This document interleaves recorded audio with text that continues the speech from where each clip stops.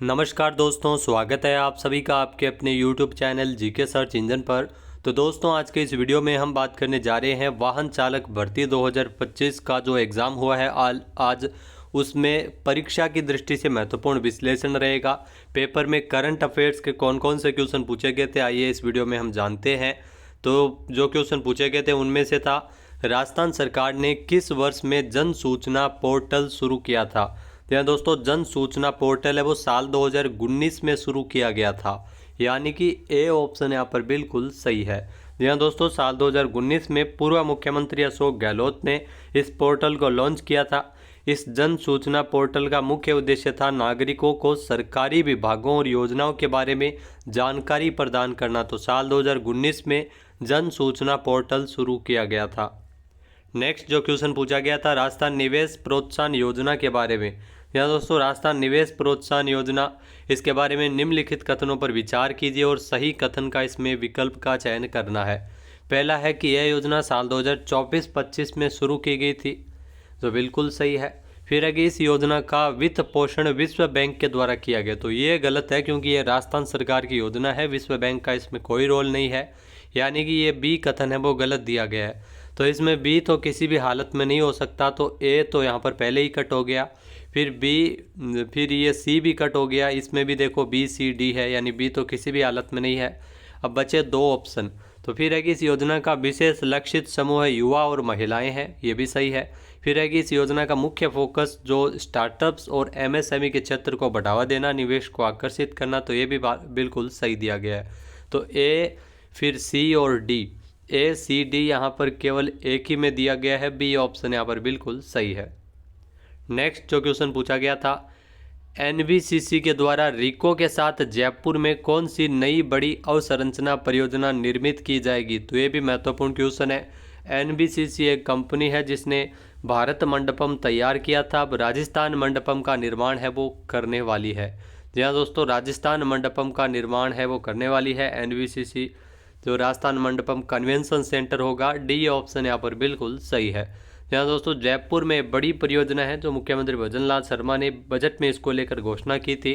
3700 करोड़ रुपए इसकी लागत रहेगी। यहाँ 3700 करोड़ रुपए इस परियोजना की लागत रहेगी, जिसमें convention centre, unity mall, IT tower, luxury hotel जैसी कई सुविधाएं होगी।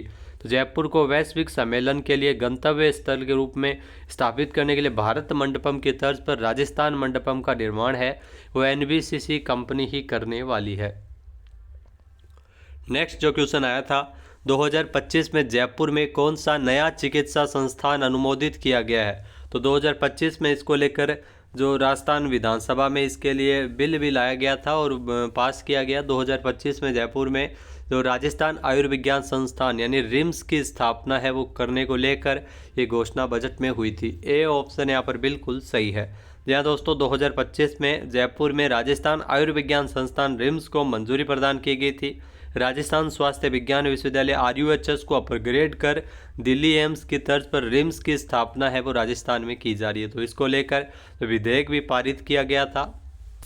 नेक्स्ट जो क्वेश्चन आया था, खेलो इंडिया राष्ट्रीय यूनिवर्सिटी गेम 2025 में राजस्थान ने कुल कितने मेडल जीते हैं। तो यहाँ दोस्तों, खेलो इंडिया राष्ट्रीय यूथ गेम्स, ये ध्यान रखना, खेलो इंडिया राष्ट्रीय यूथ गेम 2025 में राजस्थान ने टोटल 60 मेडल जीते थे। बी ऑप्शन यहाँ पर बिल्कुल सही है। राजस्थान का तीसरा स्थान रहा था पूरे देश में।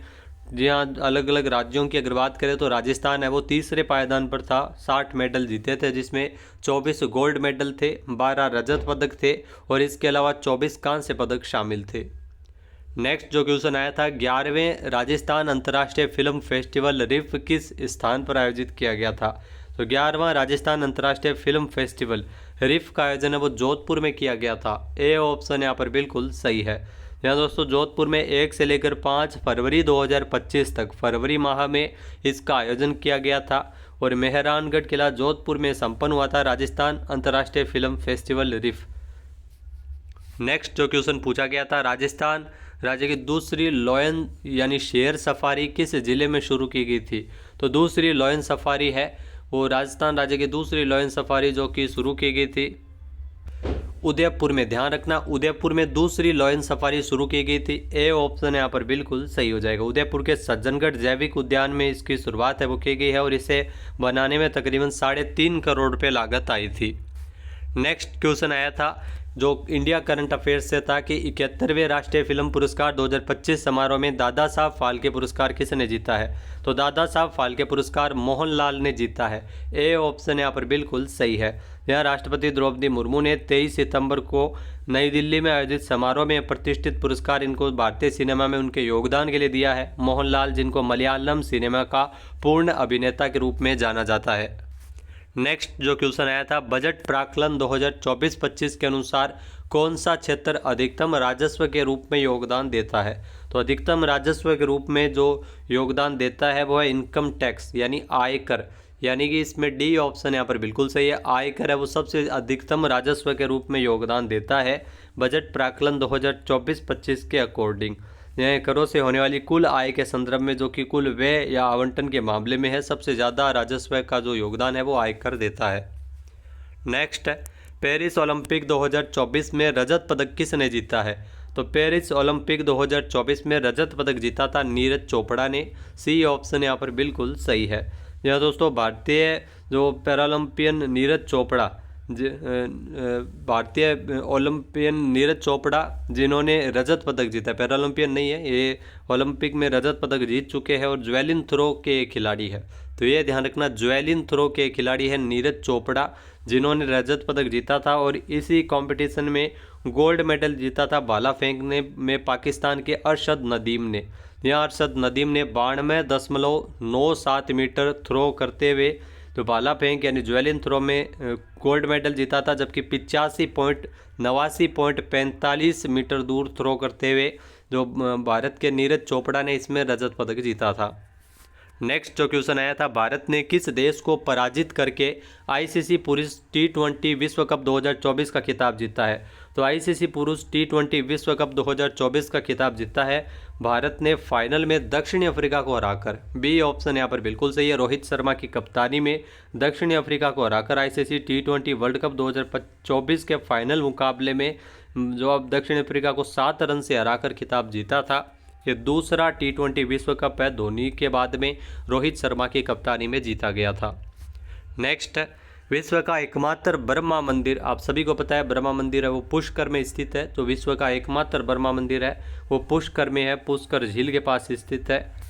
नेक्स्ट जो क्वेश्चन पूछा गया था, राजस्थान स्टार्टअप और इनोवेशन नीति किस वर्ष जारी की गई थी? तो राजस्थान स्टार्टअप्स एवं इनोवेशन नीति है वो साल 2019 में जारी की गई थी। ए ऑप्शन यहाँ पर बिल्कुल सही है। तो दोस्तों ये थे राजस्थान करंट अफेयर्स के वो क्वेश्चन जो पूछे गए थे। जैसा कि आप देख सकते हैं एनबीसीसी का जो क्वेश्चन है वो पूछा गया था, पूरी डिटेल इसके पास में है। तो राजस्थान ने कुल कितने मेडल जीते थे? तो 60 मेडल जीते थे, 24, 12 और 24 आप देख सकते हैं। इसके अलावा जो जयपुर विधेयक है वो राजस्थान आयुर्विज्ञान संस्थान है वो पारित किया गया था। तो ये भी क्वेश्चन आया था और ये भी रिफ फिल्म क्लब की ओर से आयोजित किया गया। साथ ही साथ उदयपुर में लॉयन सफारी। तो ये क्वेश्चन डायरेक्ट पूछे गए। वीडियो आपको कैसा लगा कमेंट करके जरूर बताइएगा। जय हिंद, जय भारत, जय राजस्थान।